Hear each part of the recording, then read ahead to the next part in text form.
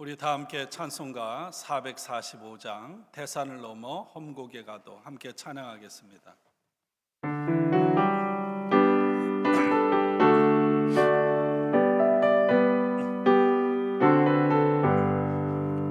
대산을 넘어 험곡에 가도 이 가운데로 걸어가면 주께서 항상 지키시기로 약속한 말씀 변치 않네. 하늘의 영광 하늘의 영광 나의 맘속에 차고도 넘쳐 할렐루야를 힘차게 불러 영원히 주를 찬양하리. 캄캄한 밤에 다닐지라도 주께서 나의 길 되시고 나에게 밝은 빛이 되시니 길 잃어버릴 염려 없네. 하늘의 영광 하늘의 영광 나의 맘속에 차고도 넘쳐 할렐루야를 힘차게 불러 영원히 주를 찬양하리. 광명한 금이 마음에 받아 찬란한 천국 바라보고 할렐루야를 힘차게 불러 날마다 빛을 걸어가리. 하늘의 영광 하늘의 영광 나의 맘속에 차고도 넘쳐 할렐루야를 힘차게 불러 영원히 주를 찬양하리.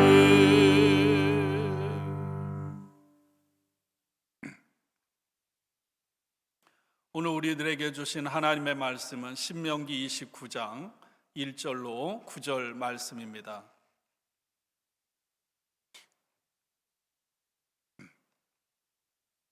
우리 다 함께 봉독하겠습니다.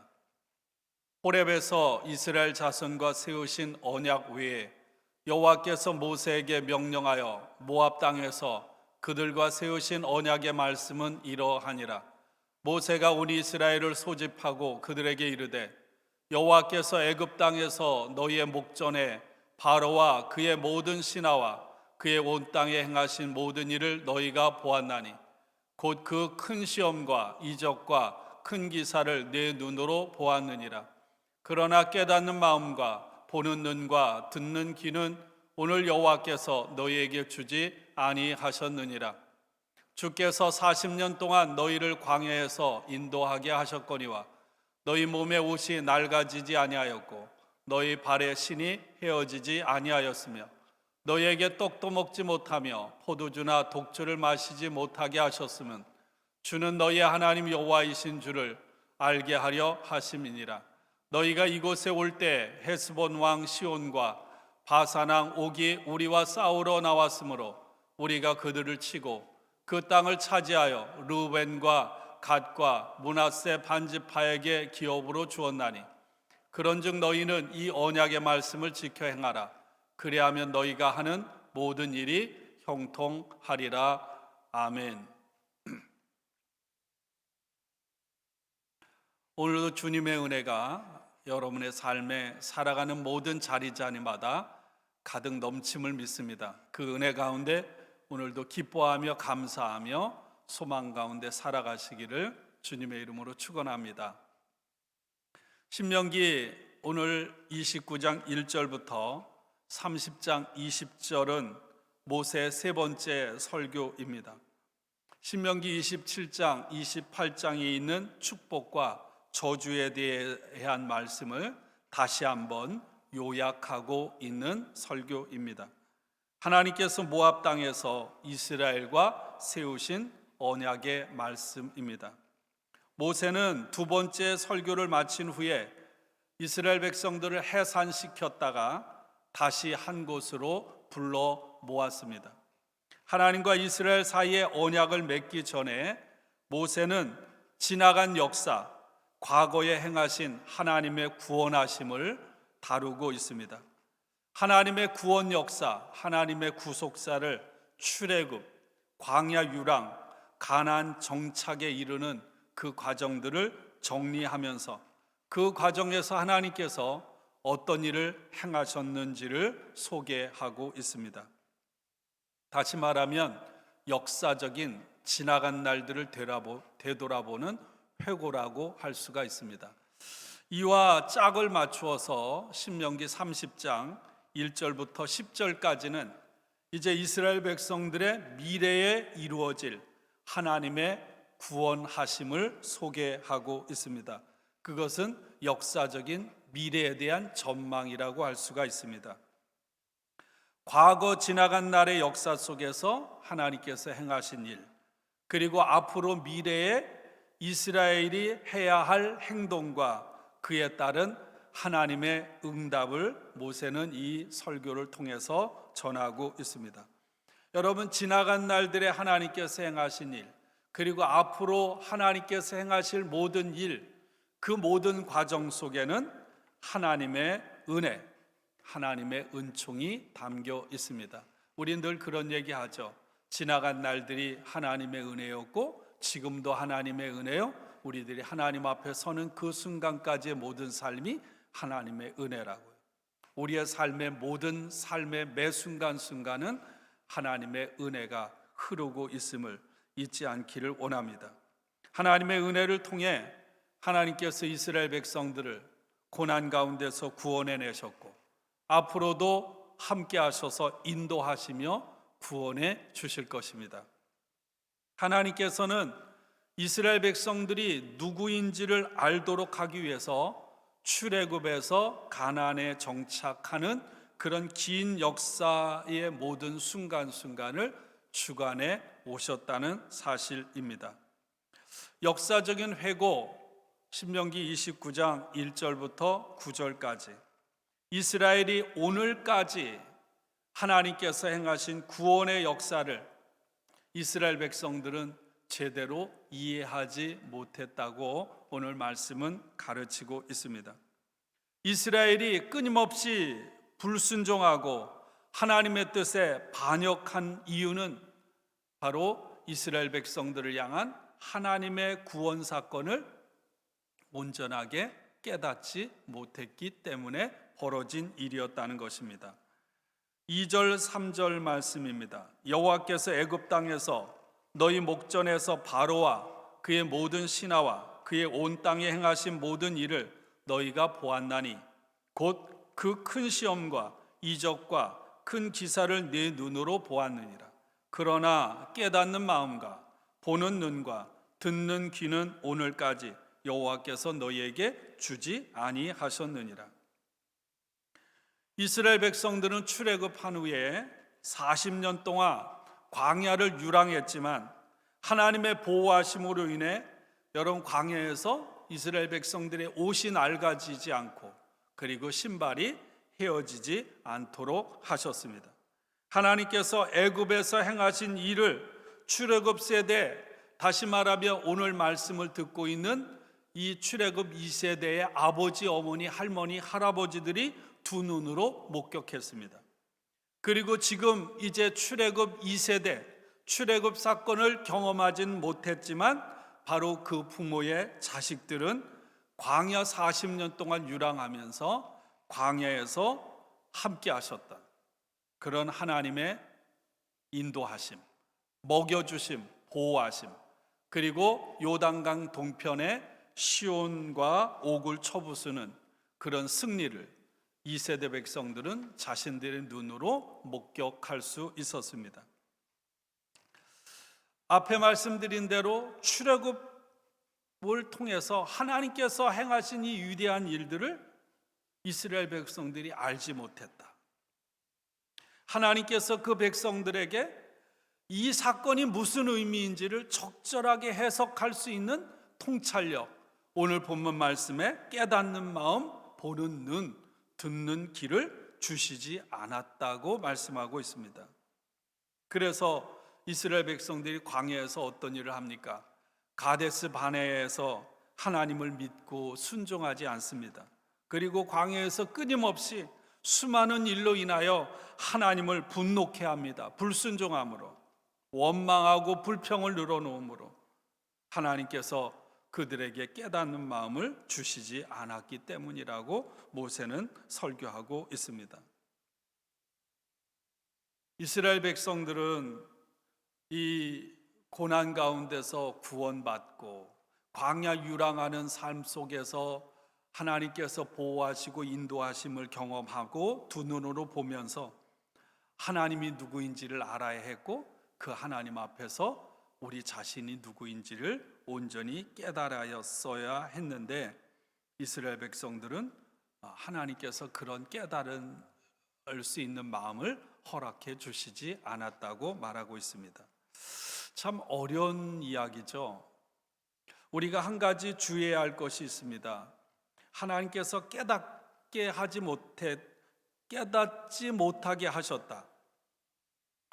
그렇다면 이렇게 말할 수 있지 않아요? 하나님께서 깨닫는 마음을 주시지 않았다면 이스라엘 백성들이 불순종하고 반역하고 실패한 모든 것들의 책임이 전적으로 하나님께 있는 거 아닌가? 이렇게 우리가 되물을 수 있습니다. 그렇게 하나님께서 깨닫게 하지 않으셨는데 어떻게 이스라엘 백성들에게 그 실패, 그 불순종 반역에 대한 책임을 물을 수 있느냐 하는 질문입니다. 근데 오늘 우리가 이 말씀을 읽으면서 본문 말씀을 문자 그대로 그렇게 받아들여서는 안 될 것입니다. 여러분, 우리는 로봇이 아닙니다. 하나님은 이 땅에 우리를 로봇처럼 만드신 게 아니에요.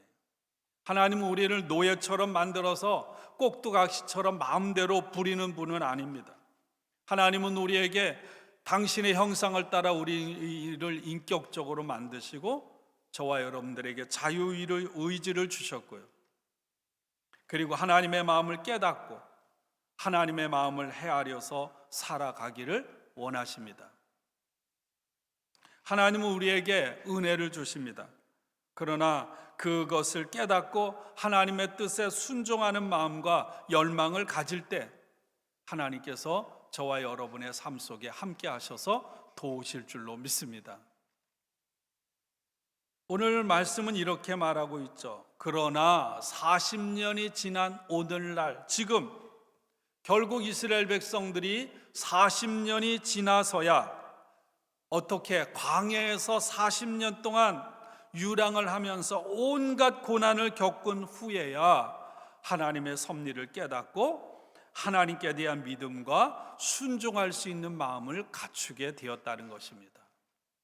우리도 이스라엘 백성들과 별반 다르지 않아요. 여러분, 매를 맞고 고난을 겪기 이전에 깨달으면 참 복인데 좀처럼 그게 쉽지가 않아요. 쓰러지고 실패하고 매 맞고 그리고 나서야 그때 깨닫고 천부의 의지 없어서 죽게로 옵니다. 그럴 때가 얼마나 많습니까? 하나님께서 광야에서 제공해 주신 것이 무엇입니까? 만나, 메추라기, 물. 그것은 우리가 농사를 짓거나 어떤 우리의 힘으로 얻을 수 있는 것이 아니었습니다. 하나님께서 광야에서 친히 당신의 백성들에게 공급해 주신 거예요. 만나로, 메추라기로, 그리고 물이 없을 때 반석을 쳐서 물을 공급해 주심으로 당신의 백성들이 살아가도록 하셨습니다. 신명기 8장 3절에 하나님께서 광야의 길을 걷게 하신 것을 기억하라고 말씀하시죠. 하나님께서 왜 광야의 길을 걷게 하시나요? 사람이 떡으로만 사는 것이 아니라는 사실을 깨닫도록 하기 위해서였습니다. 하나님께서는 이런 큰 권능을 통해서 자연의 모든 현상들까지도 주관하시는 하나님이라는 사실을 이스라엘 백성들은 깨닫게 하신 거죠.